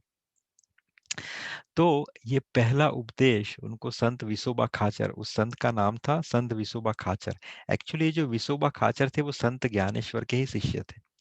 तो विसोबा खाचर से उनको पहला ये क्या बोलते हैं शिक्षा मिला, और फिर इस गुरु की प्राप्ति के कारण उनको वो दिव्य दृष्टि प्रदान हुई, और फिर आगे नामदेव जी का जीवन जो है वो कंप्लीटली चेंज हो जाता है। उनको भगवान के दर्शन कण कण में होने लगते हैं। एक समय की बात है कि नामदेव जी के यहाँ पे जो पांडव एकादशी है, पांडव एकादशी के टाइम पे पूरी रात कीर्तन होता है। तो जब संत लोग कीर्तन कर रहे थे उनको प्यास लगी, क्योंकि गर्मी का समय है। तो उनको जब प्यास लगी तो एक बुजुर्ग संत थे, एक्चुअली उनको प्यास लगी, बाकी सब तो निर्जला कर रहे थे, पर एक बुजुर्ग संत को प्यास लगी तो उन्होंने कहा कि मुझे पानी चाहिए। अब आसपास पानी था नहीं। बाजू में एक कुआं, मीन्स जो गुजराती में जिसको वाव कहा जाता है, जिसके नीचे आप उतर सकते हो, there are stairs in between. तो आप कुएं के नीचे जाके वहां से पानी ला सकते हो। लेकिन एक इश्यू था कि इस कुएं के अंदर प्रेत रहते थे, और जो लोगों को बहुत परेशान करते थे। तो इन सब संतों को लगा कि देखिए, प्रेत से सबको डर लगता है, लेकिन नामदेव बड़ा निर्दोष बालक है, ये पानी ले जाएगा, इसे किसी से डर नहीं लगता। तो उन्होंने कहा कि नामदेव, क्या तुम कुएं से पानी ला सकते हो? तो नामदेव ने कहा, जी ऋषि, मैं अभी लेके आता हूँ। नामदेव वहां पे जाते हैं, पानी भरते हैं। जैसे ही पानी भरते हैं तो वहां पे प्रेत प्रकट हो जाते हैं, और ये प्रेत प्रकट होते नामदेव पानी रखते हैं और नृत्य करना शुरू कर देते जोर जैसे। ये नृत्य इतनी जोर से करना शुरू करते हैं कि बाकी के सब लोग वहां पे, अरे नामदेव वहां पे क्या कर रहा है, नृत्य कर रहा है, क्या हुआ? तो यहाँ पे नामदेव क्या कह रहे हैं भगवान को अपनी अभंग में, कि नामदेव कह रहे हैं कि मैंने बहुत सारे आपके इनकारनेशन देखे, आप नरसिंह बन के आए, आप वराह बन के आए, आप मत्स्य बन के आए, आप कूर्मा बन के आए, लेकिन मेरे पे कितनी अनुकंपा की कि आज आप अलग अलग प्रेत बन के आ गए। कितने डरावने लग रहे, लेकिन फिर भी क्यूट ने क्यूट लग रहे हो। ये जब देखा तो प्रेत में से सच में प्रभु प्रकट हो गए और नामा को अपनी गोदी में उठा लिया। आगे नामदेव की जी की झुपड़ी में कभी आग लग जाती है। जैसे ही आग लगती है तो नामदेव क्या करते हैं, नामदेव ये भी लो करके जितनी सामग्री बाहर थी वो भी अग्नि में प्रवाहित करते हैं। तो लोग कहते हैं नामदेव तुम पागल हो गए हो, क्या कर रहे हो, आग से सामान लोग बचा के बाहर लाते हैं, तुम अंदर फेंक रहे हो। देखो ये नामदेव का घर है, यहाँ पे विट्ठल के अलावा और कोई नहीं आ सकता। तो आज ये विट्ठल अग्नि बन के प्रकट हो गए। सच में वहां से भगवान विट्ठल प्रकट हो जाते हैं। फिर नामदेव जी की ये स्थिति हो चुकी थी कि नामदेव जी जब खाना बना रहे रहते हैं, उस समय एक कुत्ता आके रोटी लेके भाग जाता है। तो नामदेव पीछे पीछे भागते हैं, अरे विट्ठल सूखी रोटी कैसे खाओगे, थोड़ा घी लगा के तो खा लो। सो नामदेव जी को जो थो भगवान की कृपा से, अपने गुरु की कृपा से हर कण में प्रभु के दर्शन होना शुरू हो चुका था। नामदेव जी की एकादशी निष्ठा भी बहुत थी। टाइम क्या हुआ वैसे, 12 or 9? Should we continue or should we stop? Because there are 1, 2, 3, 4, 5. Or I can finish Namdev today. That's fine. We'll extend for another 15 minutes. So Namdev ji की तुलसी निष्ठा और नामदेव जी की एकादशी निष्ठा। नामदेव जी एकादशी के दिन निर्जला एकादशी करते थे, और उसकी परीक्षा लेने के लिए विट्ठल देव खुद उनके यहाँ प्रकट हो गए, एक बुजुर्ग का रूप लेके, और बाहर जाके एक भीख मांग रहे हैं। तो नामदेव ने कहा बाबा आज तो एकादशी है, मेरे घर पे कुछ भी पका नहीं है, तो आपको कुछ नहीं मिल सकता, और दूसरी बात एकादशी के दिन आपको कुछ खाना भी नहीं चाहिए। तो उसने कहा कि देखो एकादशी के व्रत से 10 साल के अंदर का बालक और 70 साल के ऊपर के बूढ़े, इनको एकादशी करने की आवश्यकता नहीं होती, वो सिर्फ भरपेट खा के भगवान का भजन कर सकते हैं। हाँ वो बात तो ठीक है, पर नामदेव चाहते हैं कि आप भूखे ही रहो। तो बोले कैसा मूर्ख बालक है, अगर मेरे प्राण निकल गए तो नामदेव कहते हैं कि देखो आज आपके अगर प्राण निकलेंगे तो पद्म पुराण के हिसाब से शास्त्र में लिखा है कि एकादशी के दिन वैकुंठ के द्वार खुले रहते हैं। तो अगर आपके आज प्राण निकलेंगे तो आप सीधे वैकुंठ के अंदर चले जाओगे, तो आपके लिए वो भी अच्छा ही है। ये देख के भगवान जो है वो और क्रोधित होते हैं, इन द सेंस उसका ये उस सब गांव वालों को इकट्ठा करते हैं, देखो कैसा मूर्ख बालक है, मुझे मरने के लिए कह रहा है, something like that. Then it's extreme hidden, वो वहां पे क्या करते हैं, अपना देह त्याग कर देते हैं कि मैं आज तो मृत्यु ही मेरी हो जाएगी, और मर जाते हैं। नामदेव नामदेव को लगता है कि मेरी वजह से एक ब्राह्मण की मृत्यु हो गई। तो नामदेव क्या करते हैं, नामदेव करते हैं कि चलो मैं भी इसके साथ अंतिम संस्कार में एंटर कर लेता हूँ। तो वो उस वृद्ध ब्राह्मण को अपने गोदी में बिठा के कहते हैं कि मुझे अंतिम संस्कार करना है खुद का। ये जैसे ही अंतिम संस्कार की बात करती है तो भगवान वहां से वापस से प्रकट हो जाते हैं और नामदेव जी को गले से लगा लेते हैं, बोला I was just testing your Ekadashi निष्ठा। नामदेव और संत ज्ञानेश्वर जो महाराष्ट्र के बहुत बड़े संत थे, दे वर वेरी क्लोजली कनेक्टेड। और फिर वो सेपरेट तभी हुए जब उन्होंने अपना शरीर छोड़ा। दे वर सो क्लोजली कनेक्टेड क्योंकि संत ज्ञानेश्वर नामदेव जी को बहुत मानते थे। तो जब संत ज्ञानेश्वर नामदेव जी को अपने साथ नॉर्थ इंडियन यात्रा पे ले गया, अर्थात दिल्ली के आसपास वृंदावन, मथुरा, काशी और वो सब जगह पे, तब वहां पे एक सुल्तान था जो दिल्ली पे उस समय राज करता था, मुझे याद नहीं उसका नाम। ही इनवाइटेड संत ज्ञानेश्वर। तो संत नामदेव ने कहा कि आप मत जाइए क्योंकि सुल्तान कुछ ठीक नहीं है, इससे अच्छा मैं उसको मिल के आता हूँ। तो जब संत ज्ञानेश्वर सुल्तान से मिलने जाते हैं तो सुल्तान उससे कहता है कि show me some sort of चमत्कार, सम सॉर्ट ऑफ मैजिक।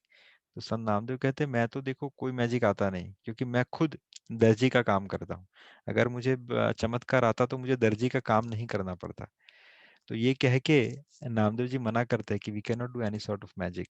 लेकिन सुल्तान को बहुत गुस्सा आता है। तो सुल्तान क्या करता है, सुल्तान एक गाय को मंगवाता है और बोलता है either you show me some of the magic और other I will kill the cows. जैसे ही वो काव को मारने की कोशिश करता है तो उस समय नामदेव जी उसको फिर कोई एक चमत्कार बता देते हैं। But in that sense Sultan become very pleased, और फिर सुल्तान क्या कहते हैं कि I will give you so much of wealth and you depart from that place. There is another incident happened, but I am not going in that detail. Namdev ji की last अभी मैं ले लेता हूँ because time is not permitting. Namdev ji की अंतिम इच्छा, तो जब नामदेव जी अपने शरीर छोड़ने वाले थे तो विट्ठल देव ने उनसे पूछा कि नामदेव तुम्हारी अंतिम इच्छा क्या है। तो नामदेव जी कहते हैं कि प्रभु मेरी अंतिम इच्छा ये है कि मैं आपकी जो दहली है, आपके मंदिर का जो द्वार है, उसके जो स्टेयरकेस है, प्लीज गिव मी द समाधि ऑन टू योर स्टेयरकेस। तो भगवान कहते हैं क्यों। तो नामदेव कहते हैं कि प्रभु मैं चाहता हूँ कि जितने भी भक्त आपके दर्शन करने के लिए आए उनकी चरण धूलि मैं अपने सर पे धारण करूं, ये मेरी इच्छा हमेशा रहती है। तो आप मुझे प्लीज समाधि ऐसी जगह दीजिए जहां से वो आपके पास आते हो, और उससे वो स्टेयरकेस से अच्छा, वो दादर से अच्छा स्थान कोई हो ही नहीं सकता। तो भगवान खुश हो जाते हैं नामदेव जी की इस बात पे, और फिर नामदेव जी को वहीं पे समाधि मिलती है। तो नामदेव जी अपने सह शरीर भगवान के जो विट्ठल के जो स्टेयरकेस है वहां पे समाविष्ट होते हैं। आप अगर विट्ठल देव जी का मंदिर के दर्शन करेंगे तो ये मंदिर का मुख्य गेट है on your left hand side, and you see on the right hand side there is a samadhi of Namdev. Namdev ji ने यहीं पे समाधि धारण की थी भगवान विट्ठल जी के आशीर्वाद से, वो यहीं पे सह शरीर प्रविष्ट हो गए थे। हमें अलाउड नहीं है इनके ऊपर पैर रख के जाना, इसलिए एंट्रेंस के साइड में से एक छोटी सी पगडंडी बनाई है जो वापस से ऊपर चली जाती है। तो आप मेन स्टेयर से चढ़ते नहीं है, आप साइड से चले जाते हो। That's what the people do because they don't want to put their feet onto the head of Namdev, but that is what his mood and that is what he's wanted. Namdev ji की वजह से पंढरपुर में भगवान ने नामदेव जी को, एक समय की बात है, उनकी इच्छा थी नामदेव जी कि प्रभु मैं तो द्वापर में प्रकट नहीं हो सका कारणवश, लेकिन मैं चाहता हूं कि मैं आपकी गोपाल जो आपका रूप है उसके दर्शन करूं, मीन्स आपकी गायों के साथ आपके गोपाल रूप का दर्शन करूं।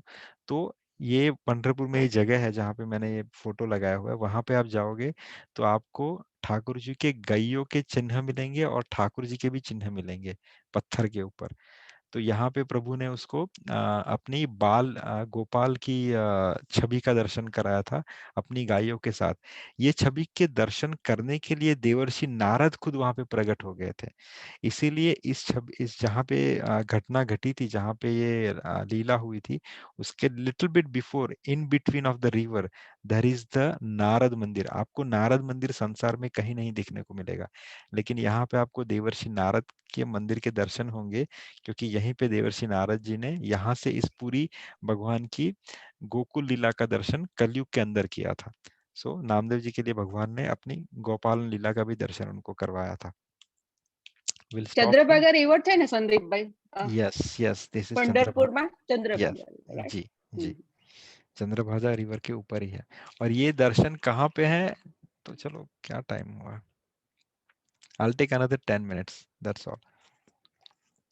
सो चंद्रभागा रिवर, ये जगह कहाँ पे है? ये नामदेव जी के घर के पास है। तो नामदेव जी और जानाबाई, ये जो जानाबाई थी, एक्चुअली जानाबाई जी नामदेव जी को जब वो छोटी थी, करीबन 10-15 साल, 10-12 साल की लड़की थी, वो नामदेव जी को स्ट्रीट पे मिली थी। उसकी माता का देहांत हो गया था। अब भक्त के घर पे जाओगे तो आपको भक्ति ही मिलेगी, और नामदेव जी जैसे बहुत बड़े संत के घर पे रहोगे तो आपको भक्ति में भी चरम सीमा की प्राप्ति होगी। तो भगवान की भक्ति के 5 प्रकार है, 5 प्रकार से आप भगवान की भक्ति करते हैं। एक होता है शांत रस, एक होता है दास्य, एक होता है सांख्य, दूसरा वात्सल्य, और सबसे ऊपर है जो माधुर्य। माधुर्य अर्थात भगवान की भक्ति आप प्रियतम या अपने प्रेमी के स्वरूप में कीजिए। तो नामदेव जैसे संत के यहाँ, स्वरूप से संत के यहाँ पे अगर कोई रहा है तो उसे भक्ति की चरम सीमा की ही प्राप्ति होगी। तो यहाँ पे जानाबाई थी, उसको भगवान के माधुर्य रस की प्राप्ति हुई थी, माधुर्य भक्त की प्राप्ति हुई थी।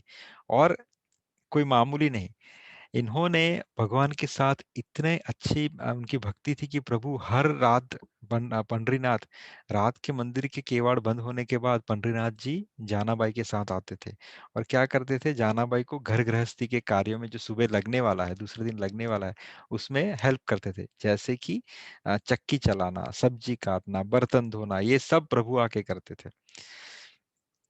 एक समय की बात है कि जब भगवान को कुछ तो देरी हो गई काम करते करते, प्रभु लेट सोए और सुबह जब मंदिर के केवाड़ का समय हुआ तो प्रभु जैसे शंख बजा, प्रभु यहाँ से निकल के मंदिर में चले गए और जल्दी जल्दी में प्रभु ने अपने आभूषण लेना भूल गए। लेकिन प्रभु के पास क्या था? शॉल थी, और वो शॉल किसकी थी? जानाबाई की थी, जिसके ऊपर जानाबाई का नाम अंकित था। तो जैसे ही मंदिर के केवाड़ खुले, भगवान के आभूषण गायब है और भगवान के ऊपर जो शॉल है वो किसकी है? जानाबाई की है। तो पुजारी पंडितों ने देखा कि भगवान के आभूषण गायब है, चोरी हो गई, चोरी हो गई। सब जगह उन्होंने अनाउंस कर दिया। तो जब उन्होंने तहकीकात की तो ये शॉल के ऊपर जो नाम था जानाबाई का वो मिल गया उनको, तो उनको लगा जानाबाई ने चोरी की है।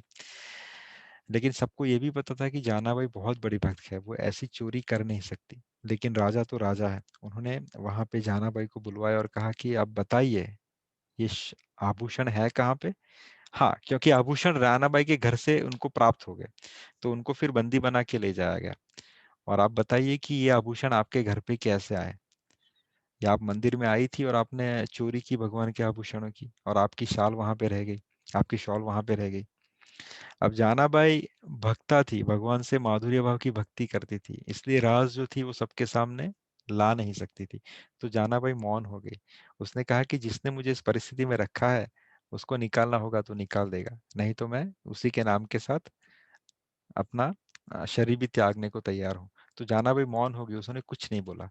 तो राजा ने जानाबाई को फांसी की सजा सुनाई। जानाबाई फिर भी कुछ नहीं बोली। जानाबाई को जिस समय, अब ये जो जगह है, आप जहाँ पे भगवान ने लीला बताई, उससे ये जो स्ट्रीट दिख रही है उससे थोड़ा सा ऊपर यहाँ पे जानाबाई की फांसी का इंतजाम किया गया। जानाबाई को फांसी गले में लगा दी गई, लेकिन जैसे ही जानाबाई की फांसी के लिए वो लीवर खींचा गया तो उस समय जो डोरी, जो रस्सी थी, वो पानी बन के बह गई। ये जब सबने देखा तो सब नतमस्तक हो गए और वहां से चले गए और राजा को बताया। तो राजा भी बहुत खुद को गिल्टी फील करने लग गया और उन्होंने जानाबाई से क्षमा मांगी। So this is what Janabai. एक समय की बात है, संत कबीर जो नॉर्थ के बहुत फेमस संत हैं, उन्होंने जानाबाई की नाम निष्ठा और भक्ति के बारे में सुना। तो उनको लगा कि मैं जानाबाई के दर्शन कर लूं। तो वो पंढरपुर आए और वहां पे जानाबाई गोबर के उपले के लिए किसी से झगड़ा कर रही थी। अब आप किसी बहुत बड़े हस्ती से मिलने के लिए जाओ, किसी बहुत बड़े संत को मिलने के लिए जाओ, और वो वड़ा पाव के लिए किसी से झगड़ा कर रहा है, तो आपके दिमाग में क्या रहेगा? अरे ये क्या, मैं क्या क्या सुन के आया था, और ये तो तुच्छ चीज के लिए झगड़ा कर रहा है। तो जब संत कबीर आए वहां पे, उन्होंने देखा कि जो जानाबाई थी वो गोबर के उपले के लिए किसी से झगड़ा कर रही है कि ये मेरे उपले हैं, समथिंग लाइक दैट। तो संत कबीर वहां पे गया ने बोला, बेटी ये कैसी छोटी सी चीज के लिए तू झगड़ा कर रही है?" क्योंकि संत कबीर जानते थे कि ये बहुत बड़ी संत है, यानी there is something something some mystery behind this thing. तो संत कबीर ने कहा, बेटी तू इस तुच्छ चीज के लिए क्यों झगड़ा कर रही है? तो बोले, नहीं बाबा, ये उपले मेरे ही है। तो वो दूसरी बोल रही है कि how do you know that this is your उपला? तो संत कबीर उसको कह रहे हैं कि हाँ बेटा बताओ, तुम्हें कैसे पता कि ये उपले तेरे हैं? तो बोले, बाबा ये उपले कोई मामूली उपले नहीं है। आप एक एक उपले को अपने कान से लगा के देखिए, आपको आवाज आएगी, विठ्ठल विठ्ठल विठ्ठला, माझा पांडुरंग विठ्ठला, विठ्ठल विठ्ठल विठ्ठला, पांडुरंग विठ्ठला। संत कबीर ने जो जो एक उपले को अपने कान से लगा के देखा, उसको यही धुन सुनाई दी। संत कबीर नतमस्तक हो गए कि बोले, आपकी भक्ति महान है, आपकी नाम निष्ठा महान है। तो ये थी जानाबाई।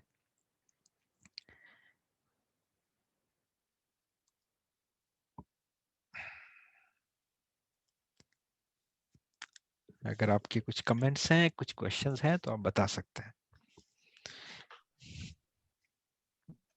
हरे कृष्ण प्रभु। हरे कृष्ण। जय हो नामदेव महाराज की। प्रभु जबरदस्त कथा, एकदम मजा आएगी। Thank you Shailesh Hare Prabhu. Krishna. Hare Krishna. Hare Krishna. Is this Hare Krishna?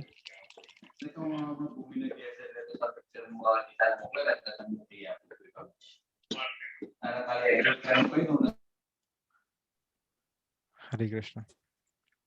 Okay, so we'll stop here.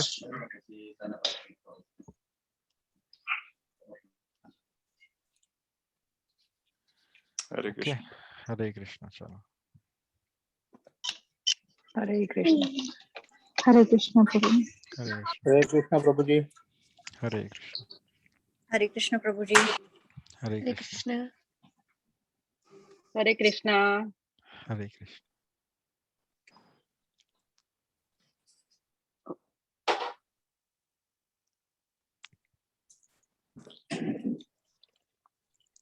पिंटेस भाई हरि बोल। हरि बोल प्रभु। वाञ्छाकल्पतरुभ्यश्च कृपा सिन्धुभ्य एव च पतितानां पावनेभ्यो वैष्णवेभ्यो नमो नमः। चलिए तो हरि बोल। हरि बोल। हरि बोल।